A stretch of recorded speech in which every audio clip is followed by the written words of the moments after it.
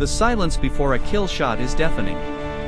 It's the moment when your heartbeat becomes thunder in your ears, when time stretches like molten glass, and when the weight of a single bullet can change the course of history. Marcus "Ghost" Sullivan knew this silence intimately. For 12 years, he had been the CIA's most lethal asset, operating in the shadows of a world where governments denied his existence and enemies never saw him coming. But what happens when the hunter becomes the hunted? When the very agency that created you decides you know too much? When your commanding officer discovers that everything you've told him about your identity is a carefully constructed lie? In the unforgiving mountains of Afghanistan, where loyalty is measured in blood and betrayal cuts deeper than any blade, Ghost is about to learn that some secrets are worth killing for. And some truths are worth dying to protect. This is the story of how one man's deception saved thousands of lives, destroyed his career, and ultimately revealed the darkest corners of America's covert operations. It's a story of brotherhood forged in fire, of missions that never officially happened, and of a soldier who wore so many masks that he forgot his own face. The mountains of Kandahar province hold many secrets. But none as dangerous as the man they called Ghost, and none as explosive as the truth he's been hiding from his own commander for over a decade. The morning mist clung to the Afghan mountains like smoke from a dying fire, obscuring the jagged peaks that had witnessed countless battles throughout history. Marcus Sullivan adjusted his scope for the third time in 10 minutes, his weathered hands moving with the precision of a surgeon despite the bitter cold that made his fingers ache inside his gloves. At 42, he had spent more time looking through rifle scopes than most men spent looking in mirrors, and the weight of his Barrett M82A1 felt more familiar than his own heartbeat. "Ghost, you've got eyes on the target?" The voice crackled through his earpiece, tinged with the static that always plagued communications in these mountains. "Affirmative, Hawk 6. Target is in position, approximately 800 meters northeast of Checkpoint Alpha." Marcus spoke in the clipped, professional tone he had perfected over 12 years of covert operations. His breath formed small clouds in the frigid air as he spoke, each word measured and deliberate. Commander James Hawk Morrison sat in the Tactical Operations Center 15 miles away, surrounded by glowing screens and the constant chatter of radio communications. At 38, Morrison was younger than many of the men under his command, but he had earned his position through a combination of tactical brilliance and an unwavering dedication to his soldiers. He trusted Ghost implicitly, as he had for the past 18 months since Ghost had been assigned to his unit. What Morrison didn't know was that everything he believed about his most valuable asset was a carefully orchestrated lie. "Roger that, Ghost. Intelligence confirms the target is Khalil Rahman, high-value Taliban commander responsible for the IED attacks on Route Bravo last month. You are cleared to engage when ready." Marcus felt the familiar calm settle over him as he prepared for the shot. This was the moment when everything else faded away, the cold, the danger, the weight of his deception. In these precious seconds before pulling the trigger, there was only the target, the wind, and the mathematical precision required to end a life from nearly half a mile away. Through his scope, he could see Rahman clearly now. The man was standing on a rocky outcropping, gesturing animatedly to 3 other figures. Marcus could see the AK-47 slung across Rahman's shoulder and the distinctive red headband that intelligence had described. The target was exactly where he was supposed to be, doing exactly what the intelligence reports had predicted. Something nagged at Marcus, a feeling he had learned never to ignore during his years of operations. The setup seemed too perfect, too convenient. Rahman was exposed in a way that experienced fighters rarely allowed themselves to be, especially in an area where they knew American snipers operated. "Ghost, what's your status?" Morrison's voice cut through his thoughts.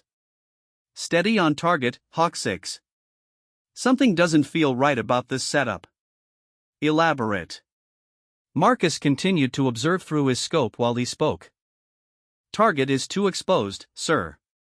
Experienced Taliban commanders don't typically stand in the open for extended periods, especially not in known sniper territory.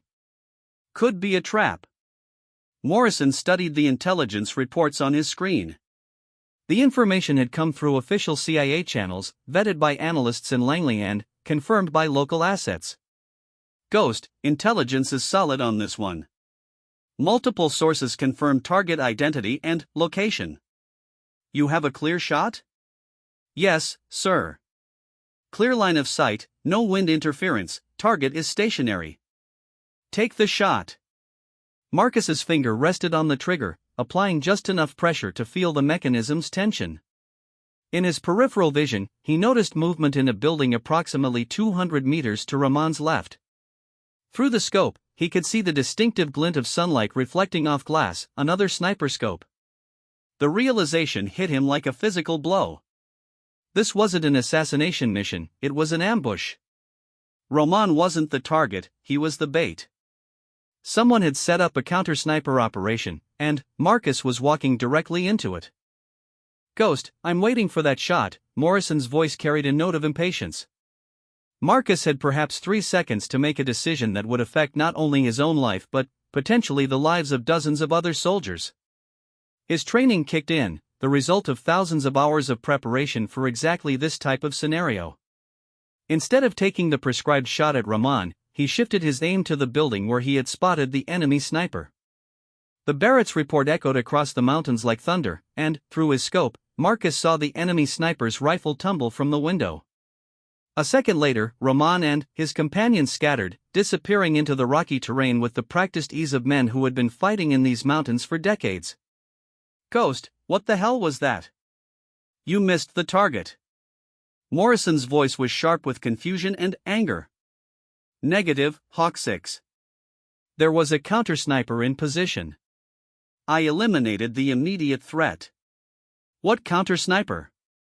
"Intelligence shows no hostile forces in that sector."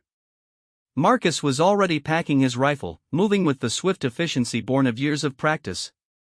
In sniper operations, the first rule after taking a shot was to relocate immediately. Enemy forces would be converging on his position within minutes, and staying in one place meant certain death. "Sir, I'm moving to secondary position. Request immediate extraction."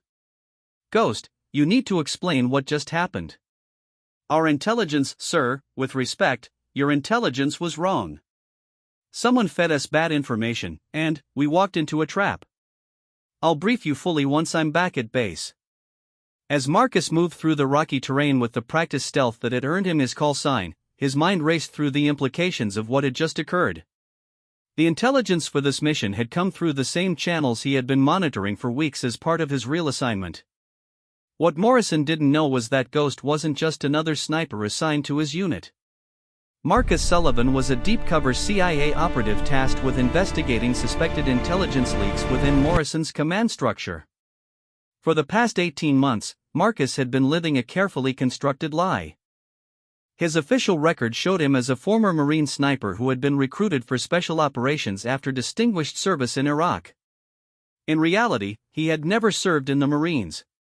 He was a CIA operative who had been trained at the farm, the agency's covert training facility in Virginia, before being inserted into Morrison's unit to identify the source of intelligence breaches that had cost American lives. The irony wasn't lost on him that in order to maintain his cover, he now had to lie to Morrison about what had really happened during the mission. The truth was that Marcus had recognized the setup because he had seen the same pattern in 3 previous operations where intelligence leaks had resulted in American casualties. Someone within Morrison's command structure was selling information to the Taliban, and today's mission had been designed to eliminate the CIA operative who was getting too close to the truth. As he reached his extraction point, Marcus could hear the distinctive sound of helicopter rotors approaching. The extraction team was right on schedule, a testament to Morrison's efficiency and professionalism. It made what Marcus had to do even more difficult, because in the 18 months he had served under Morrison's command, he had developed genuine respect and affection for the man. Morrison was a good commander and a better man than most Marcus had encountered during his years of service. He cared deeply about his soldiers, made tactical decisions based on sound military principles rather than political considerations, and had created a unit culture where men looked out for each other regardless of their backgrounds or personal differences. Which made the fact that someone in Morrison's inner circle was betraying that trust all the more painful. The helicopter touched down in a cloud of dust and debris, and Marcus climbed aboard without looking back at the mountains where he had nearly died. As the aircraft lifted off and headed back to base, he caught sight of his reflection in the window. The face looking back at him belonged to a man named Marcus Sullivan, but the eyes belonged to someone else entirely, someone who had been playing a role for so long that he sometimes forgot where the performance ended and reality began. During the flight back to base, Marcus mentally reviewed everything he knew about the intelligence leak. Over the past 18 months, he had narrowed the list of suspects down to 3 individuals: Captain Sarah Mitchell, Morrison's intelligence officer; Major Robert Hayes, the unit's operations officer; and Sergeant First Class David Tank Rodriguez, Morrison's senior communications specialist. All 3 had access to the type of classified information that had been compromised, and all 3 had demonstrated behaviors that had raised red flags during Marcus's investigation.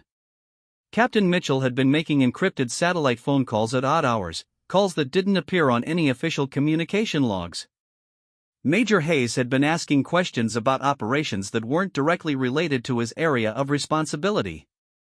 And Sergeant Rodriguez had been accessing intelligence databases outside of his normal duty hours, downloading information that exceeded his security clearance level. Any one of these activities could have innocent explanations, but the pattern was troubling.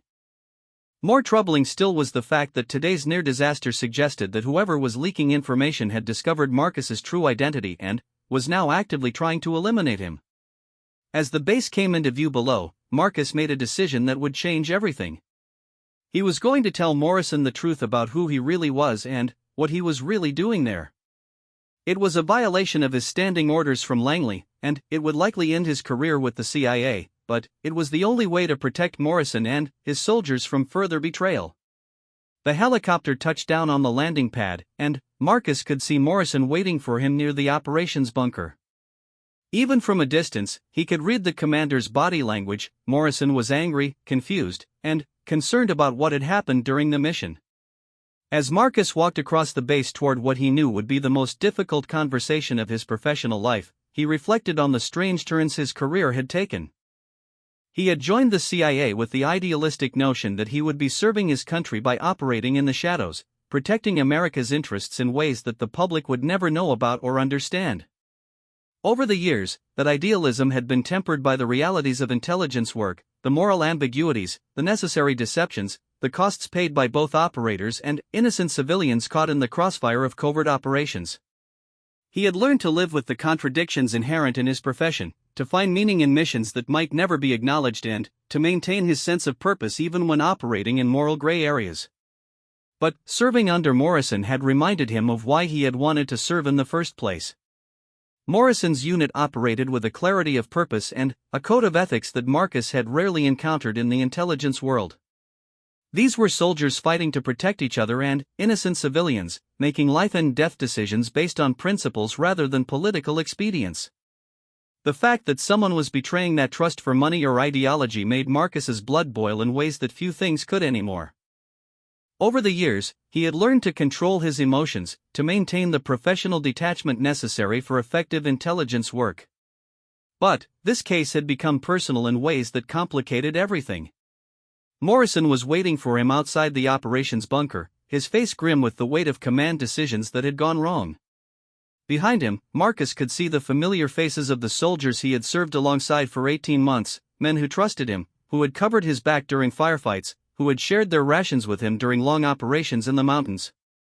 All of them believed they knew who he was, and all of them were about to learn that their trust had been misplaced. Not because Marcus had betrayed them, but because everything they thought they knew about him was a lie constructed to serve a mission they didn't even know existed. As he approached Morrison, Marcus mentally rehearsed the words he would use to explain the deception. There was no good way to tell a man like Morrison that his most trusted soldier was actually a spy sent to investigate his own unit. There was no way to soften the blow of learning that the person you had relied on for critical missions had been lying to you about his most basic identity. "Ghost, we need to talk," Morrison said as Marcus approached. His voice carried the controlled anger of a professional soldier who was trying to understand why a carefully planned mission had gone sideways. "Yes, sir, we do," Marcus replied. "But not here, and not about what you think." Morrison's eyebrows raised slightly at the unexpected response, but he gestured toward the bunker entrance. "My office, 5 minutes." As they walked through the base, Marcus noticed details he had trained himself to observe but had rarely focused on before: the way Morrison returned every salute with genuine respect, the way he knew the names of every soldier they passed, the way his presence seemed to boost morale simply by being there. These were the qualities that made Morrison an exceptional commander, and they were also the qualities that made what Marcus had to tell him so much more difficult. Good commanders inspired loyalty, and loyalty made betrayal all the more painful when it was revealed. Morrison's office was spartanly furnished, reflecting the practical mindset of a career soldier who had little use for creature comforts. A metal desk dominated the small space, its surface covered with operational maps, intelligence reports, and the detritus of command decisions. Behind the desk hung a single photograph, Morrison with his unit after their first successful mission together, all of them grinning despite the dirt and exhaustion that marked their faces. Marcus found himself staring at that photograph as Morrison closed the door and activated the white noise generator that would prevent their conversation from being overheard. In the picture, Marcus stood slightly apart from the main group, his natural instincts for operational security preventing him from fully integrating even in moments of celebration. Looking at it now, he wondered if Morrison had noticed that detail and what he had made of it. "Sit down, Ghost," Morrison said, settling behind his desk with the careful movements of a man who had been carrying the weight of command for too long. "Now, explain to me how a mission with solid intelligence from multiple sources turned into a near disaster." Marcus remained standing, his hands clasped behind his back in a position of attention that felt more appropriate for what he was about to reveal.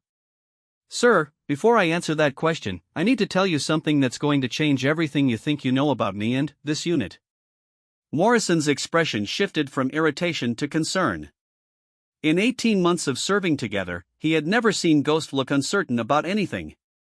The man was unflappable under pressure, decisive in crisis situations, and absolutely reliable in his communications.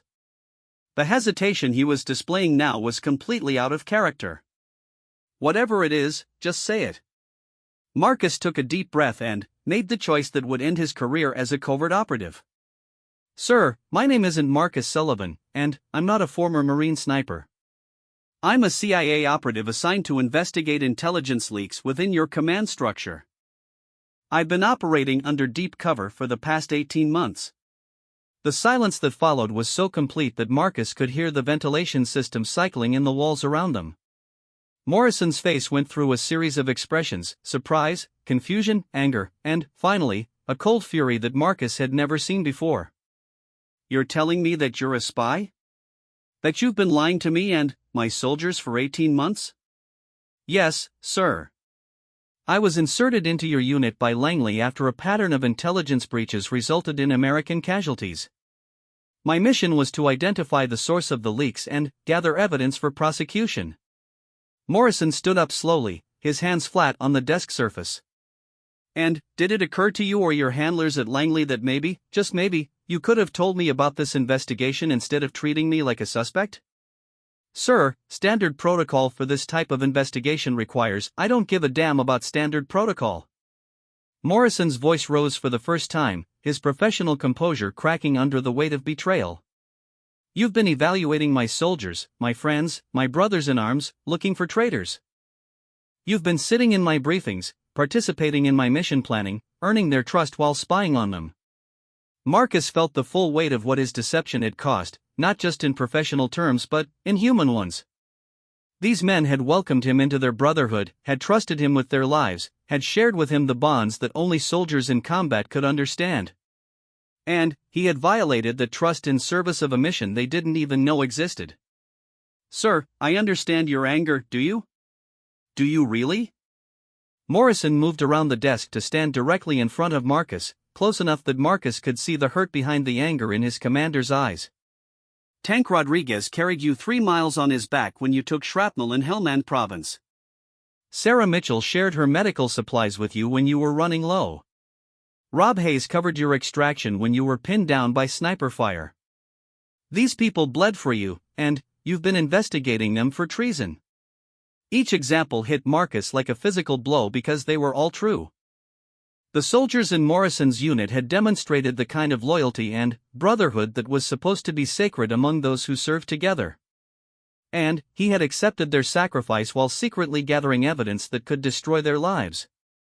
"Sir, someone in your command structure is selling intelligence to the Taliban. That information has resulted in the deaths of American soldiers. I didn't choose this assignment lightly, and I haven't enjoyed deceiving people I've come to respect and care about. Morrison stepped back, some of his anger replaced by the analytical thinking that had made him an effective commander. What evidence do you have? Marcus reached into his jacket and removed a secure tablet, calling up files he had hoped never to have to share. Over the past 18 months, there have been 7 operations where classified mission details were leaked to enemy forces prior to execution. In each case, American personnel were either killed or wounded due to advanced knowledge of our tactical plans. He handed the tablet to Morrison, who began scrolling through the documented incidents. Each file contained detailed analysis of what information had been compromised, who had access to that information, and how the leaks had resulted in American casualties. Today's mission was different, Marcus continued. Someone didn't just leak information about the operation, they actively tried to eliminate me. The counter-sniper position was specifically placed to take out whoever took the shot at Rahman. This wasn't about selling intelligence anymore, it was about silencing an investigator who was getting too close to the truth. Morrison continued reading, his expression growing more grave with each file. You think someone in my inner circle discovered your real identity? Yes, sir. I've narrowed the list of suspects to 3 individuals based on access to classified information and suspicious behavior patterns. But today's incident suggests that whoever we're dealing with has figured out that I'm not who I claim to be. Who are your suspects? Marcus felt another wave of guilt as he named people who had shown him nothing but friendship and loyalty. Captain Mitchell, Major Hayes, and Sergeant Rodriguez.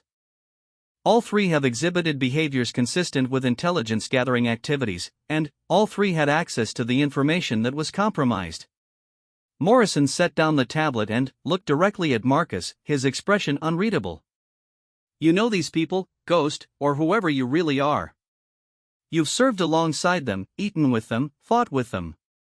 Do you really believe that any of them could be responsible for getting American soldiers killed? It was a question that had tormented Marcus for months. The logical, analytical part of his mind that had been trained for intelligence work could evaluate the evidence objectively and conclude that one of these 3 individuals was most likely responsible for the leaks. But the part of him that had lived among them, shared their dangers and their victories, recoiled from the idea that any of them could be a traitor. Sir, I don't want to believe it. But the evidence points to someone within your inner circle. The pattern of compromised information is too specific and too consistent to be explained by outside surveillance or signals intelligence. Someone with direct access to your briefings and mission plans is feeding information to the enemy. Morrison walked to the window that looked out over the base compound, watching his soldiers going about their daily routines with the efficient purpose that characterized well-trained military units. What's your real name? Thomas Mitchell. CIA Operations Officer, 15 years of service, currently assigned to the Counterintelligence Division. Thomas Mitchell. Morrison repeated the name as if testing how it sounded. And, Ghost? Operational call sign assigned for this mission. It seemed appropriate for someone who wasn't supposed to exist. Morrison turned back from the window, and Marcus could see that his commander was struggling with conflicting emotions, anger at the deception, concern for his soldiers, and the professional obligation to deal with the threat that Marcus had identified. Assuming everything you've told me is true, what happens now? Sir, my orders were to identify the source of the leaks and gather enough evidence for prosecution. I was supposed to complete the investigation without revealing my identity to anyone, including you. By telling you the truth, I violated my standing orders and probably ended my career with the agency. Why did you tell me? Marcus had been asking himself the same question during the helicopter ride back to base, and he still wasn't entirely sure of the answer. Because I've come to respect you and the soldiers under your command.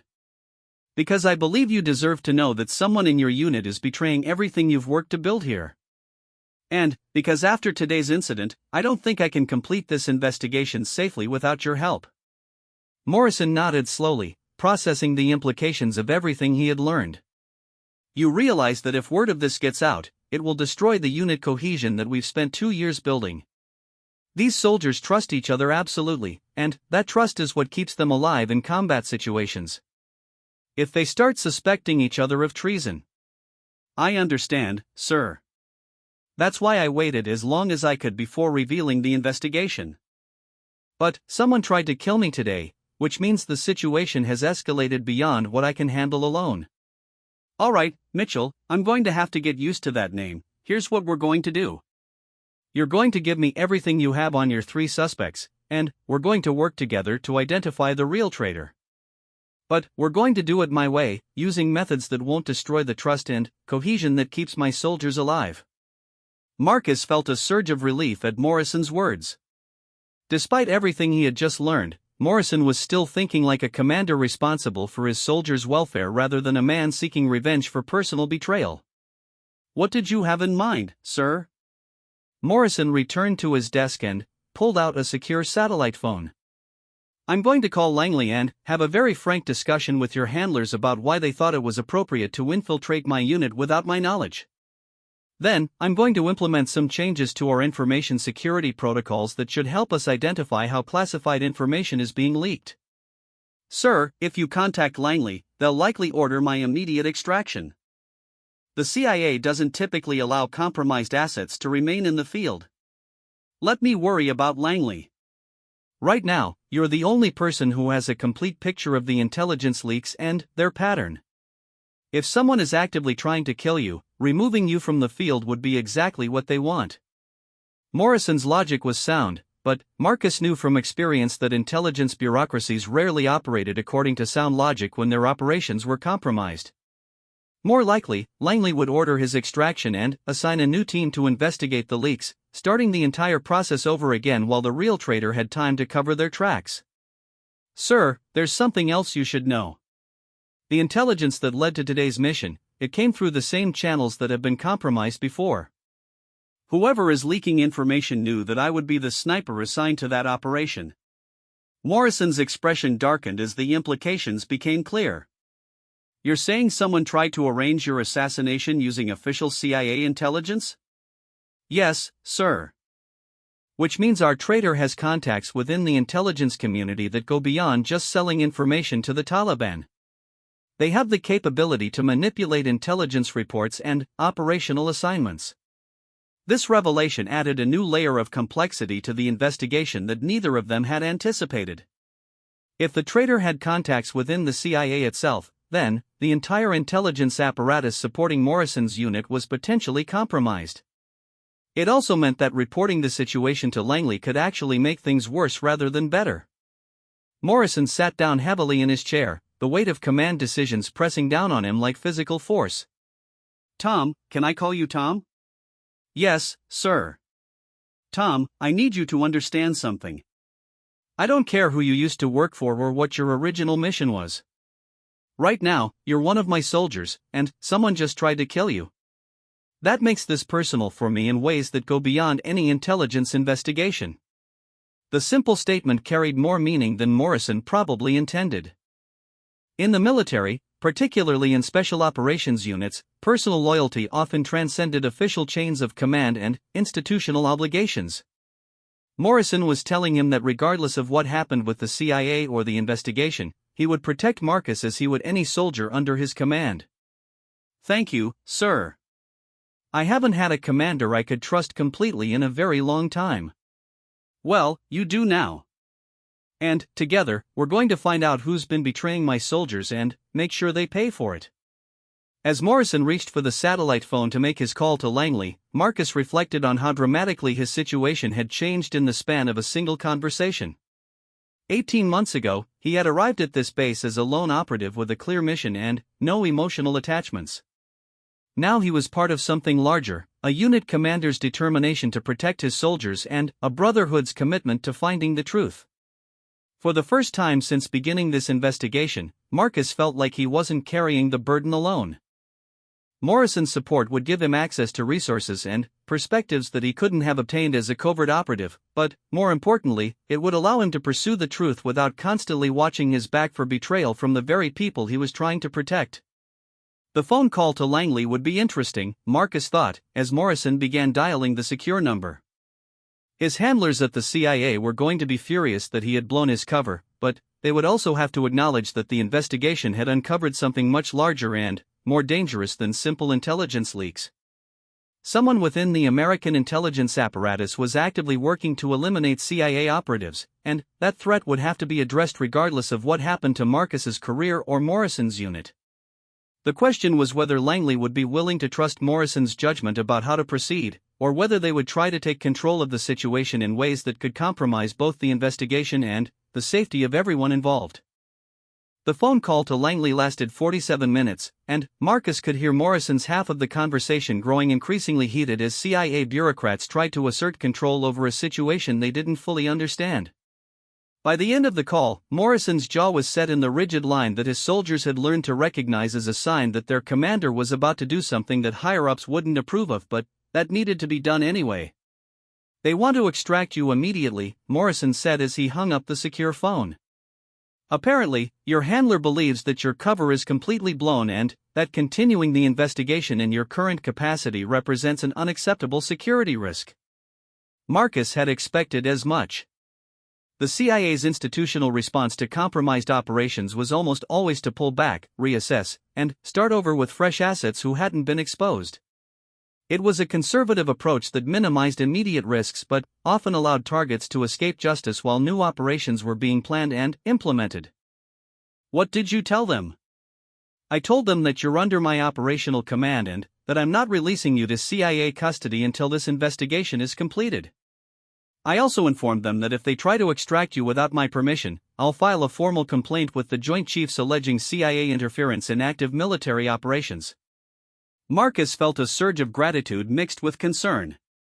Morrison was putting his own career at risk to protect an operative who had deceived him for 18 months. That kind of loyalty was rare in any organization, but it was especially meaningful coming from a man who had every right to feel betrayed and angry. "Sir, if you buck the CIA on this, it could end your military career." Morrison's smile was grim but determined. "Tom, I've been in the Army for 22 years. I've served in Iraq, Afghanistan, Somalia, and half a dozen other places that don't officially exist in our operational records. I've seen good soldiers die because of intelligence failures and political considerations that had nothing to do with military necessity. If standing up to a bunch of desk jockeys at Langley costs me my career, so be it." The conviction in Morrison's voice reminded Marcus of why he had originally joined the CIA, a belief that serving his country sometimes required taking stands on principle even when it wasn't professionally advantageous. Over the years, that idealism had been eroded by the bureaucratic realities of intelligence work, but serving under Morrison had reminded him of what it felt like to work for someone who still believed in doing the right thing regardless of the personal cost. "What's our next move?" Morrison pulled out a detailed organizational chart of his unit, spreading it across his desk like a battle map. "We're going to use military intelligence techniques to flush out our traitor. But we're going to do it in a way that protects the innocent members of my unit and preserves operational security." Marcus studied the chart, noting the careful way Morrison had organized his command structure to ensure both efficiency and accountability. Every position had clearly defined responsibilities and reporting relationships, and Morrison had built-in redundancies that would allow the unit to continue functioning even if key personnel were compromised. "Tell me about your 3 suspects," Morrison continued. "Not just the evidence you've gathered, but your personal assessment of their character and motivations." It was a question that Marcus had been dreading because it required him to evaluate people he had come to care about as potential enemies of the country they had all sworn to serve. But Morrison was right, understanding the human element was crucial to identifying which of them might have crossed the line from loyal soldier to traitor. "Captain Mitchell first," Marcus began. "Brilliant intelligence officer, probably the best I've worked with in 15 years of operations. She has an instinctive understanding of how intelligence networks function and an ability to see patterns that most analysts miss. She's also intensely loyal to her soldiers and has never hesitated to challenge orders that she believes put them at unnecessary risk." "That doesn't sound like someone who would sell them out to the Taliban." "No, sir, it doesn't. But she's also been making encrypted communications that don't appear on official logs. She's accessed classified databases outside of normal duty hours, and she's asked questions about operations that aren't directly related to her intelligence responsibilities. Morrison made notes on a separate pad as Marcus spoke. What about her personal situation? Financial problems? Family issues? Ideological concerns? No financial problems that I'm aware of. Her family is solid military background, father was a colonel, brother is currently serving in special forces. No obvious ideological red flags. If anything, she seems more committed to the mission than most. But Marcus hesitated because what he was about to say felt like a betrayal of a friendship that had developed over months of shared dangers and mutual respect. She's been carrying guilt about an intelligence failure that occurred before I arrived. A patrol was ambushed because of bad information, and 3 soldiers were killed. She blames herself for not catching the error in the intelligence assessment. Morrison's expression grew thoughtful. You think the guilt might have made her vulnerable to recruitment? It's possible.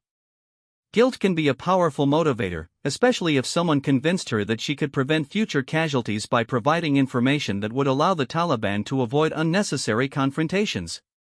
It was a scenario that intelligence officers were trained to watch for, the well-intentioned insider who becomes a traitor not for money or ideology but out of a misguided belief that they're actually serving a greater good. Such individuals were often the most dangerous because they retained their operational skills and security awareness even while working against their own organizations. Major Hayes? Morrison prompted. Different profile entirely.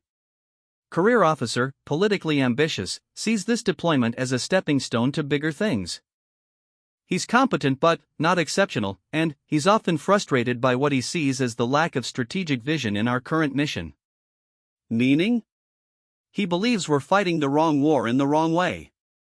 He's not anti-military or unpatriotic, but he thinks our current tactics are counterproductive and that we'd achieve better results through negotiation and political solutions rather than military operations. Morrison nodded, recognizing the type. I've known officers like that. They're not necessarily wrong about the strategic situation, but they can become problems if they start taking matters into their own hands. Exactly. Hayes has been asking questions about long-term operational planning that go beyond his current responsibilities. He's also been corresponding with policy experts in Washington who might not be fully cleared for the information he's sharing.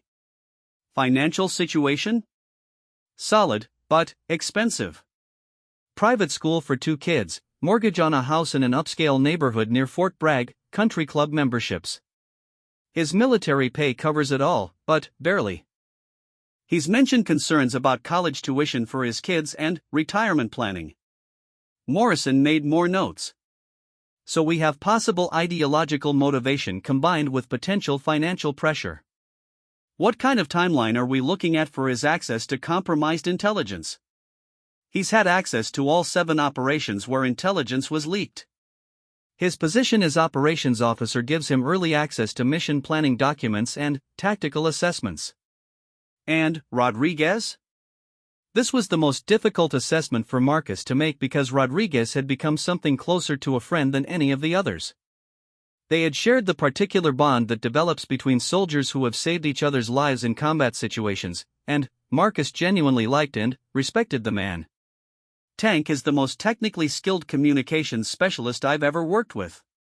He can intercept, decrypt, and analyze enemy communications in ways that seem almost magical. He's also completely loyal to you personally and to this unit. But he's one of your suspects. Yes, sir. Because his technical skills would make him the most capable of accessing and transmitting classified information without leaving obvious traces. And because his access to communication networks gives him opportunities that the others don't have. Morrison set down his pen and looked directly at Marcus. Tom, you've been watching these people for 18 months. Gut instinct, which one is it? Marcus had been hoping Morrison wouldn't ask that question because he wasn't sure he trusted his own judgment anymore. Living undercover for extended periods could blur the lines between analytical assessment and personal relationships in ways that compromised an operator's effectiveness. Sir, if I had to choose based purely on capability and opportunity, it would be Rodriguez. He has the technical skills to pull off this kind of operation and the access to make it work. But, if I had to choose based on motivation and character assessment. You don't think it's him? No, sir, I don't. Tank Rodriguez would die before he'd betray his brothers. The man carried me 3 miles through enemy territory when I was wounded, and he did it because that's what soldiers do for each other. I can't reconcile that kind of loyalty with selling information that gets American soldiers killed. Morrison leaned back in his chair, processing everything Marcus had told him. So we have 3 suspects, each with means and opportunity but with different potential motivations. Mitchell might be driven by guilt, Hayes by ideology and financial pressure, and Rodriguez by what? We don't have a clear motivation for him. No, sir, we don't. Which is part of what makes this investigation so difficult. In most cases, understanding motivation is key to identifying the traitor. But, in this case, none of the potential motivations seem to fit clearly with any of our suspects. Maybe we're approaching this wrong, Morrison said, standing up and beginning to pace behind his desk. Instead of trying to figure out who the traitor is based on profiles and behavioral analysis, maybe we should focus on how the intelligence is being leaked and work backwards from there. Marcus felt a spark of excitement at the suggestion. Morrison's military training was showing him approaches to the problem that Marcus's intelligence background had overlooked. What do you have in mind? We're going to run a controlled operation. We're going to plant different pieces of false intelligence with each of our 3 suspects and see which version gets leaked to the Taliban. It was an elegant solution that would provide definitive proof of guilt without requiring months of additional surveillance and analysis.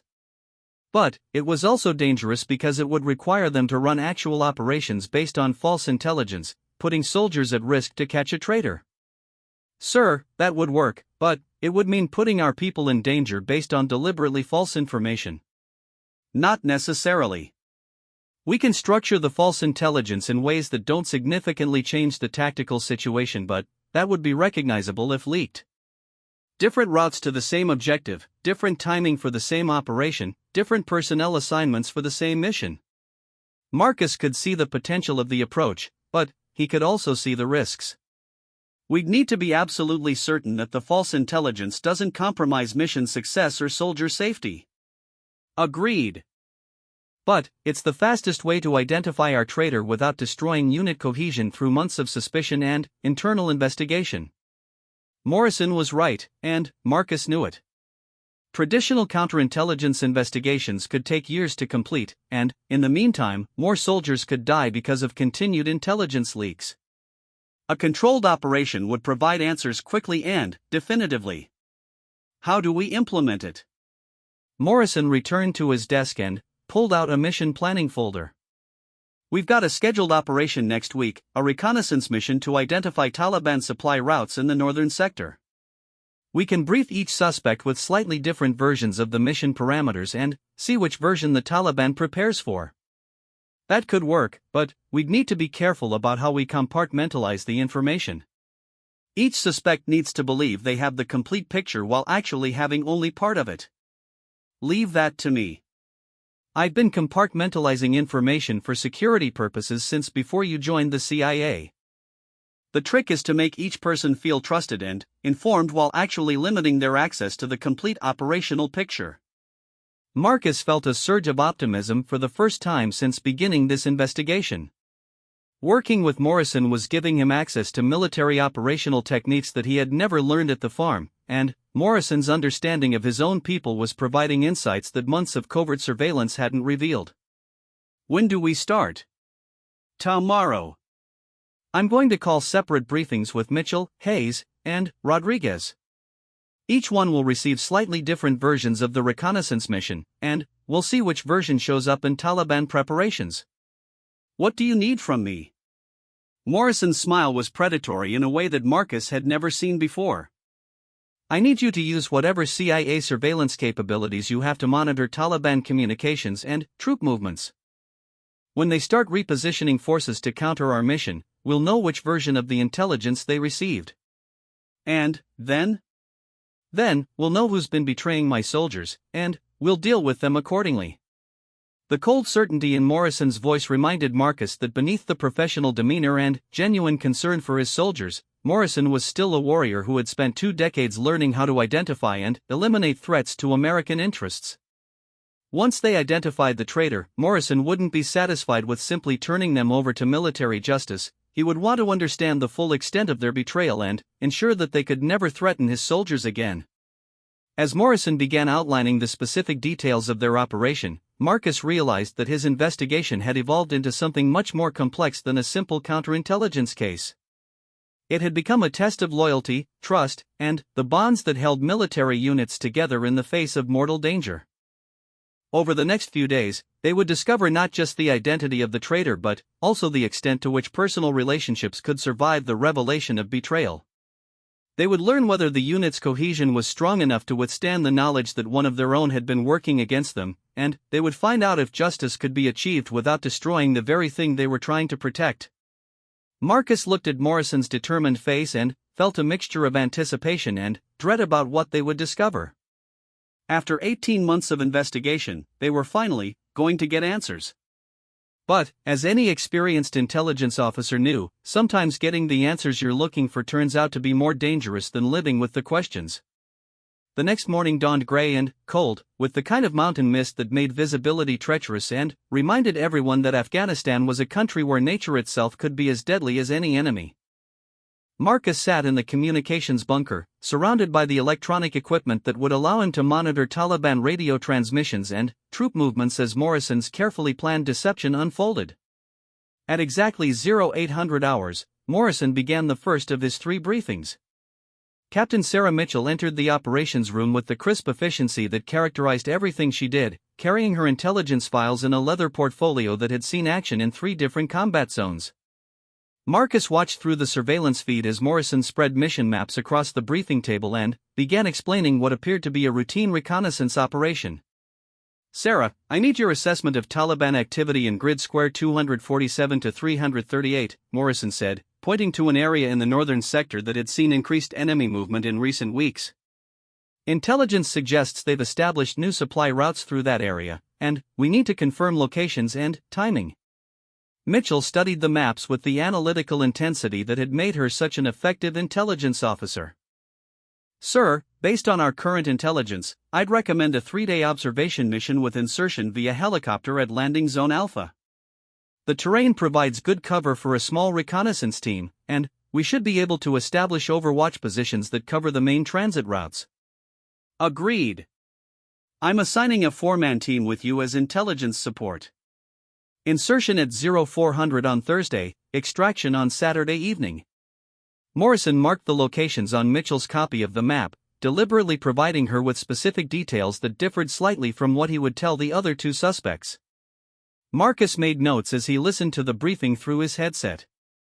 Morrison was telling Mitchell that the insertion would be at Landing Zone Alpha, with primary observation from Hill 423 and secondary positions on Ridgeline Bravo. If this information was leaked to the Taliban, they would position their forces accordingly. At 0830, Mitchell left the briefing room and was replaced by Major Robert Hayes. Hayes carried himself with the bearing of an officer who was constantly aware of his position in the chain of command and how his current assignment would affect his future career prospects. Marcus had observed that Hayes treated every briefing as an opportunity to demonstrate his strategic thinking abilities, often asking questions that went beyond the immediate operational requirements. Rob, I need you to coordinate logistics for a reconnaissance mission in the northern sector, Morrison began, using the same maps but pointing to slightly different locations. We've got intelligence indicating Taliban supply operations in grid square 247 to 339, and I want to confirm their routes and scheduling. Hayes leaned forward, studying the map with the careful attention of an officer who understood that successful operations depended on meticulous planning. Sir, what's our insertion method? The terrain in that area is challenging, and we'll need to consider weather factors and enemy air defense capabilities. Helicopter insertion at Landing Zone Bravo, with the team establishing observation positions on Hill 445 and Ridge Complex Charlie. 3-day operation, same timeline as I discussed with Sarah.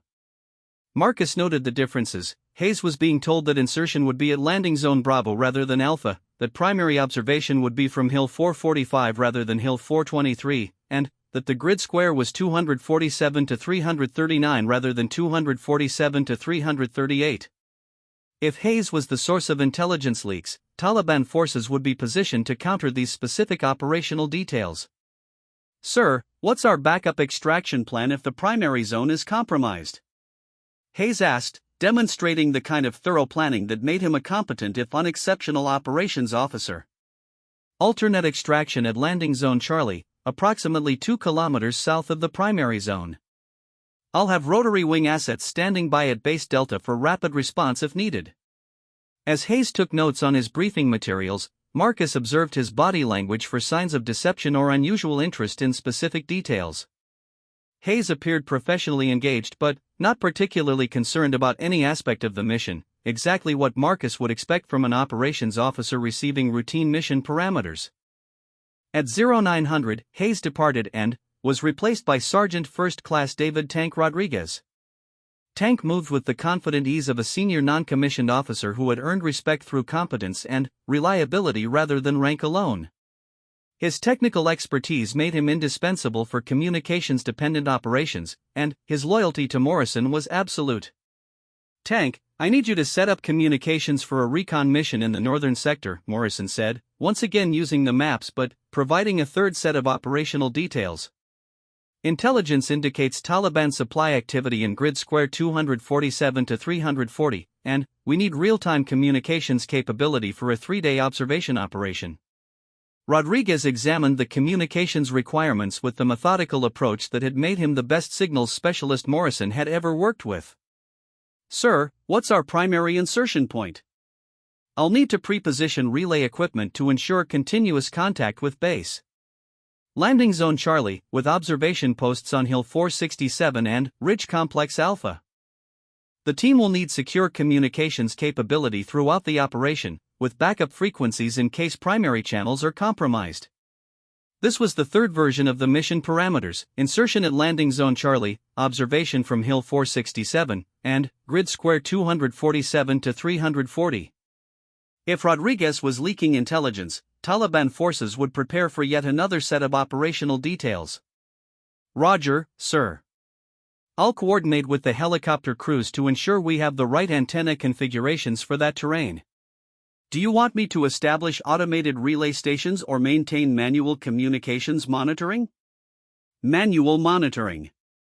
I want you personally handling communications for this one, Tank. If something goes wrong, I need someone I can trust absolutely managing our communications. Marcus noticed Morrison's emphasis on trust and wondered if it was intentional, a way of testing Rodriguez's emotional response to direct expressions of confidence and loyalty. If Rodriguez was betraying the unit, Morrison's words would carry additional psychological weight. After Rodriguez left the briefing room, Morrison joined Marcus in the communications bunker to review what they had accomplished. 3 different versions of the same basic mission, each with specific details that would be recognizable if leaked to enemy forces. How long before we know which version they received? Marcus asked, adjusting the radio equipment to monitor Taliban communication frequencies. Based on their previous response patterns, probably within 24 hours. They'll need time to receive the intelligence, analyze it, and position forces accordingly. But, once they start moving, our surveillance assets should be able to detect the repositioning. Marcus had mixed feelings about what they were about to discover. Part of him was relieved that they would finally have definitive proof of who was responsible for the intelligence leaks.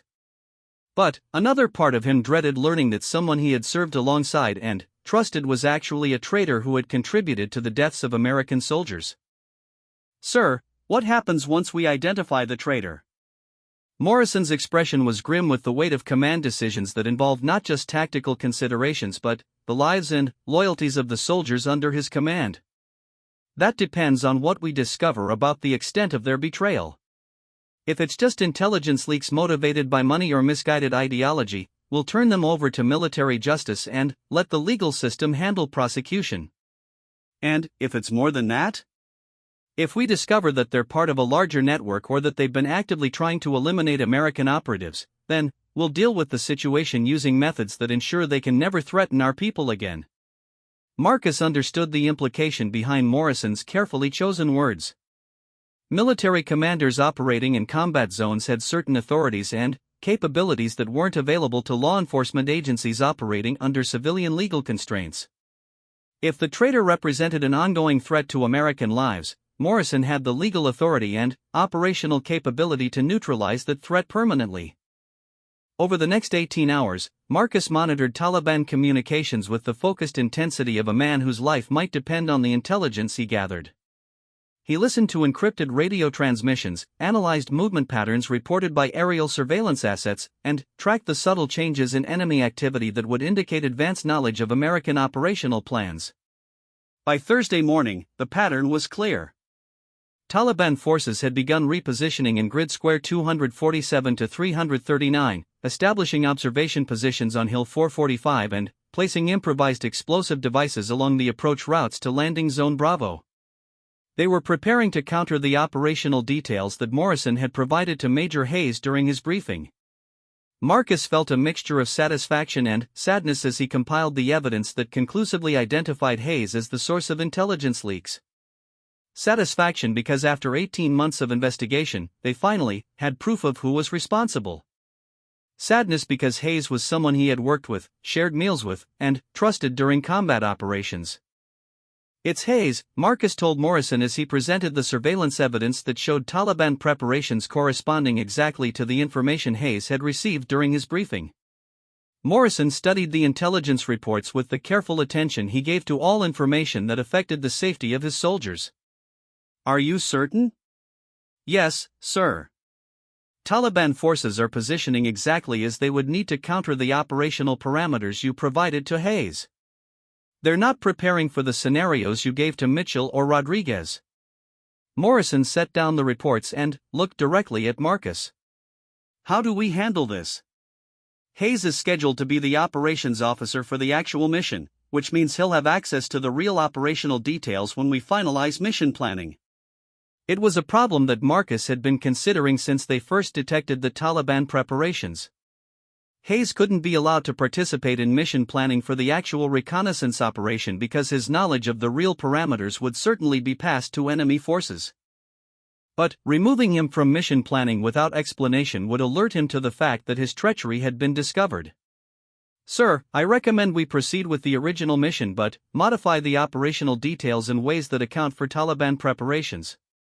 If they're expecting us at Landing Zone Bravo, we insert at Alpha. If they're watching Hill 445, we establish observation from a different position." That could work, but it doesn't solve the larger problem. Hayes will continue to have access to classified information, and he'll continue to leak that information to enemy forces. We need a permanent solution.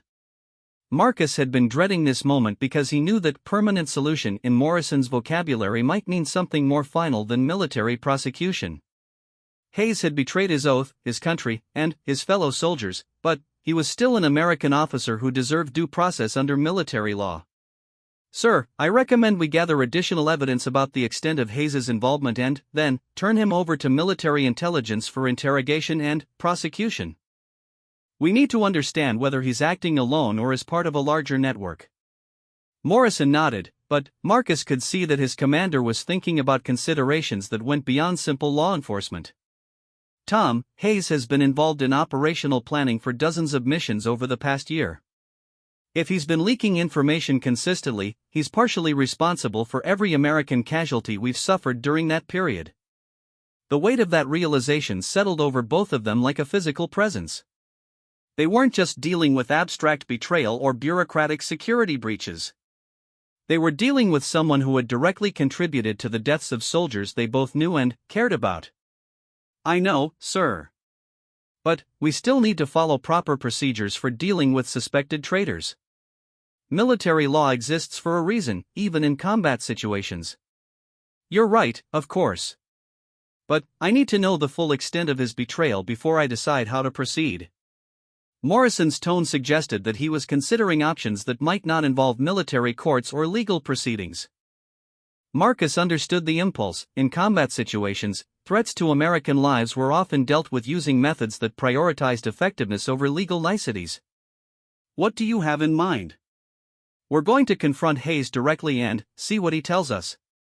If he's willing to cooperate fully and provide information about any contacts or networks he's been working with, we'll handle this through official channels. If he's not. Morrison left the sentence unfinished, but Marcus understood the implication.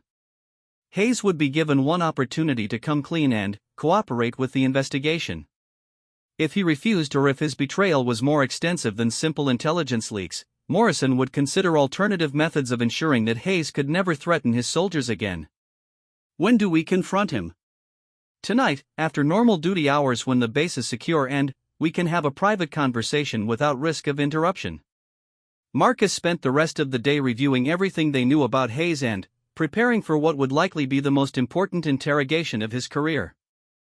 They needed to get Hayes to admit his guilt, explain his motivations, and provide information about any other individuals who might be involved in the intelligence leaks.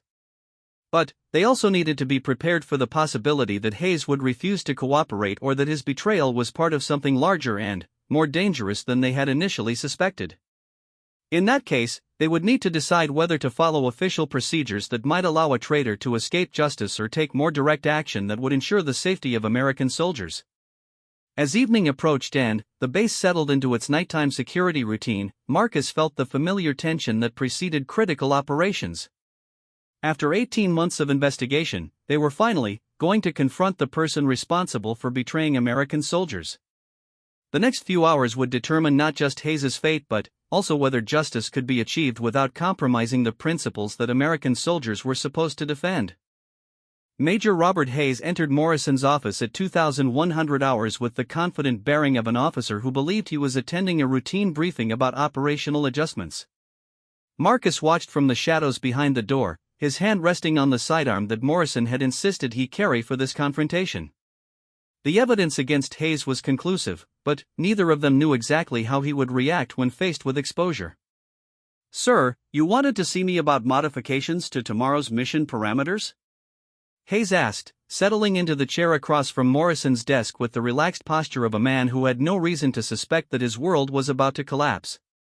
Morrison studied Hayes with the careful attention of a commander evaluating a potentially dangerous situation. Rob, before we discuss mission modifications, I need to ask you some questions about information security procedures. Something in Morrison's tone caused Hayes to straighten slightly in his chair. Of course, sir. What kind of security concerns are we dealing with? The kind that get American soldiers killed. The words hung in the air like smoke from an explosion, and Marcus could see Hayes' expression change as he began to realize that this wasn't a routine briefing. The confident smile faded, replaced by wariness and the beginnings of fear. Sir, I'm not sure what you're implying, but if there's been a security breach in my area of responsibility, there has been, Morrison interrupted, his voice carrying the cold authority of a commander who had just identified a threat to his soldiers. Multiple breaches over the past 18 months, resulting in compromised operations and American casualties. Hayes' hands gripped the arms of his chair, and Marcus could see the man's mind racing as he tried to figure out how much Morrison knew and what his best response might be. If you have concerns about operational security, I'm happy to review our procedures and identify potential vulnerabilities. Morrison opened a file folder and spread surveillance photographs across his desk, images showing Taliban forces positioning exactly as they would need to counter the operational details that Hayes had been given during his briefing. These photos were taken this morning. Taliban forces preparing to ambush an American reconnaissance team at Landing Zone Bravo and Hill 445. Hayes leaned forward to examine the photographs, and Marcus watched his face carefully for signs of recognition or guilt. What he saw was something worse than either. Hayes showed no surprise at the images, no confusion about why enemy forces would be positioned in those specific locations. I don't understand what this has to do with me, Hayes said, but his voice lacked conviction and his body language suggested a man who was preparing to either fight or flee. Morrison's expression was arctic in its coldness. Rob, yesterday I briefed 3 different people with 3 different versions of the same mission. Only you received the specific operational details that Taliban forces are now prepared to counter. The accusation was direct and unambiguous, backed by evidence that Hayes couldn't explain away through coincidence or misunderstanding. Marcus watched as Hayes's face went through a series of expressions: surprise, denial, anger, and, finally, resignation as he realized that his deception had been discovered. "How long have you known?" Hayes asked, his voice barely above a whisper. "I've suspected for months." "But I've known for certain since this morning, when Taliban forces started positioning to counter intelligence that only you possessed." Hayes slumped in his chair as if the weight of his betrayal was physically pressing down on him. "You don't understand the situation, Jim. This isn't as simple as it looks." Morrison's use of Hayes's first name had been replaced by the formal distance of a commander addressing a subordinate who had violated trust in the most fundamental way possible. "Then, explain it to me." "Help me understand how a United States Army officer justifies providing intelligence to enemy forces that results in American casualties." "Because this whole war is wrong." Hayes burst out, his carefully maintained professional demeanor finally cracking under the pressure. "We're fighting people who should be our allies against the real threats in this region." "The Taliban isn't our enemy, they're fighting the same extremist groups that threaten American interests." Marcus felt a chill that had nothing to do with the Afghan winter as he listened to Hayes' attempt to justify his betrayal through geopolitical theories that ignored the reality of Taliban actions against American soldiers. This wasn't the desperate confession of someone who had made a terrible mistake, it was the ideological rationalization of someone who had convinced himself that treason was patriotism. "Rob, Taliban forces have killed 17 American soldiers in this sector over the past year," Morrison said, his voice tight with controlled anger. "They've used improvised explosive devices, sniper attacks, and ambushes to target our personnel." "How do you justify calling them potential allies?" Hayes sat up straighter, and Marcus could see that he was shifting into a defensive mode where he would attempt to argue his position rather than accept responsibility for his actions. "The Taliban leadership has indicated willingness to cooperate with American forces against ISIS and other extremist groups. The intelligence I've been providing helps them avoid unnecessary confrontations with our forces while focusing their efforts against our mutual enemies." The rationalization was sophisticated but fundamentally dishonest, and Marcus could see that Hayes had spent considerable time developing justifications for his betrayal. The claim that he was facilitating cooperation rather than endangering American lives required ignoring the reality that Taliban forces had used his intelligence to launch attacks against Morrison's soldiers. Morrison's self-control was impressive, but Marcus could see the anger building behind his professional facade. "Rob, 3 weeks ago, Taliban forces used advanced knowledge of our patrol routes to detonate an IED that killed Sergeant Johnson and wounded 2 other soldiers." "How do you explain that as cooperation?" For the first time since the confrontation began, Hayes showed genuine emotion, not guilt or remorse, but frustration that Morrison wasn't accepting his explanation. "Jim, you're not seeing the bigger picture here. Individual incidents have to be evaluated in the context of broader strategic objectives." Marcus realized that Hayes wasn't going to confess or show remorse because he genuinely believed that his actions were justified. This wasn't a case of an officer who had been corrupted by money or ideology, this was someone who had convinced himself that he was serving American interests by betraying American soldiers. Morrison stood up slowly, his hands flat on the desk surface as he leaned forward to look directly into Hayes' eyes. "Rob, I need you to understand something very clearly. You have been providing classified information to enemy forces. That information has been used to kill American soldiers. There is no strategic justification, no geopolitical theory, and no ideological framework that makes those actions acceptable." "You're wrong," Hayes replied, his voice carrying the conviction of someone who had retreated so far into his own justifications that reality no longer penetrated his thinking. "History will vindicate the choices I've made. Someday you'll understand that I was trying to save American lives by ending this conflict through cooperation rather than continued warfare." Marcus stepped out of the shadows, his movement causing Hayes to turn in surprise. Until that moment, Hayes hadn't realized that anyone else was present for the confrontation. "Major Hayes, I'm Thomas Mitchell, CIA Operations Officer. I've been investigating intelligence leaks in this unit for the past 18 months. Hayes' eyes widened as he realized that his exposure was more complete than he had initially understood. You're CIA? I thought you were Marine Corps. Deep cover assignment. I've been documenting every instance of compromised intelligence and tracing the leaks back to their source. Hayes looked back and forth between Morrison and Marcus could see him calculating the implications of what he had just learned. How much do you know?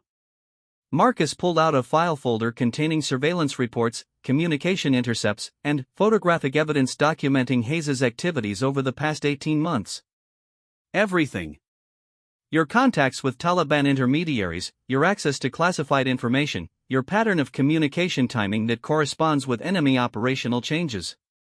For the first time since the confrontation began, Hayes showed genuine fear as he realized that his activities had been under surveillance far longer and more comprehensively than he had imagined. What happens now? Morrison resumed his seat and looked at Hayes with the expression of a commander making a decision that would affect not just one man's fate but the safety of all the soldiers under his command. That depends on your cooperation. We need to know everything about your contacts, your methods, and anyone else who might be involved in these intelligence leaks. Hayes was quiet for several minutes, clearly weighing his options and trying to decide whether cooperation might mitigate his situation or simply provide more evidence for his prosecution. If I cooperate fully, what assurances can you give me about how this will be handled? Marcus and Morrison exchanged glances, both understanding that this was the critical moment where Hayes would either provide information that could prevent future betrayals or refuse to cooperate in ways that would limit their options for resolving the situation. Rob, if you provide complete and honest information about your activities and contacts, we'll process this through official military justice channels, Morrison said. You'll face court-martial and prison time, but you'll be alive to serve that sentence.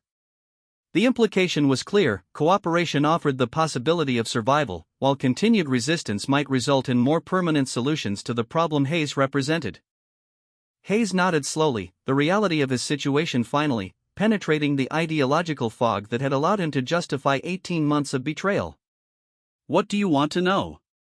Over the next 4 hours, Marcus and Morrison conducted the most thorough debriefing of his career.